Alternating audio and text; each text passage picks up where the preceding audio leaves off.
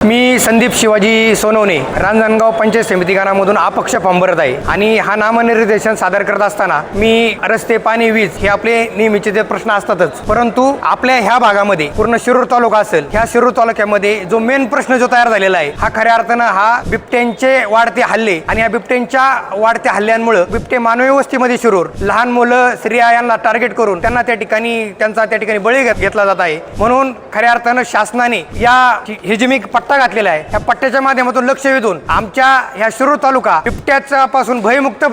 तालुका आमचा करायचा आहे आणि यासाठी मी माझा नामनिर्देशन अर्ज सादर केल्यानंतर मी निवडून आल्यानंतर मी या प्रश्नावर सातत्याने आवाज उठून जोपर्यंत हा प्रश्न मिटत नाही तोपर्यंत मी ह्या गोष्टीचा पाठपुरावा केल्याशिवाय राहणार नाही। आणि हा जो आहे आपल्या सर्वांचा जिव्हाळ्याचा असणारा शेतकऱ्यांचा प्रश्न, हा कांद्याचा प्रश्न, आताच मी सकाळी एका व्यापाऱ्याला त्या ठिकाणी फोन करून विचारलं, आजचा कांद्याचा तुझी बाजारभावची तुझी घेण्याचे हे काय, तो मला 6 ते 7 रुपयाच्या दरम्यान तो आज त्या ठिकाणी कांदा घेतोय। म्हणून शेतकऱ्यांचा उत्पादित खर्च आणि झालेला खर्च याचा जर मेळ जर बसवला तर गेल्या अनेक दिवसापासून कांद्याला त्या ठिकाणी पूर्णपणे सरकारच्या ठिकाणी अजिबात लक्ष नाहीये आणि कांद्याला त्या ठिकाणी बाजार नाही, शेतकऱ्याला कोणताही खर्च परवडत नाहीये। त्यामुळे कांदा असेल, आमच्या शेतकऱ्याची सगळी पिकं असेल, या सगळ्या पिकांना चांगल्या पद्धतीचा बाजार भाव मिळावा याच्यासाठी माझ्यासारख्या सामान्य कार्यकर्त्याचा अपक्ष म्हणून त्या ठिकाणी उभा राहून त्या ठिकाणी प्रयत्न इथून पुढच्या काळामध्ये खऱ्या अर्थाने राहणार आहे।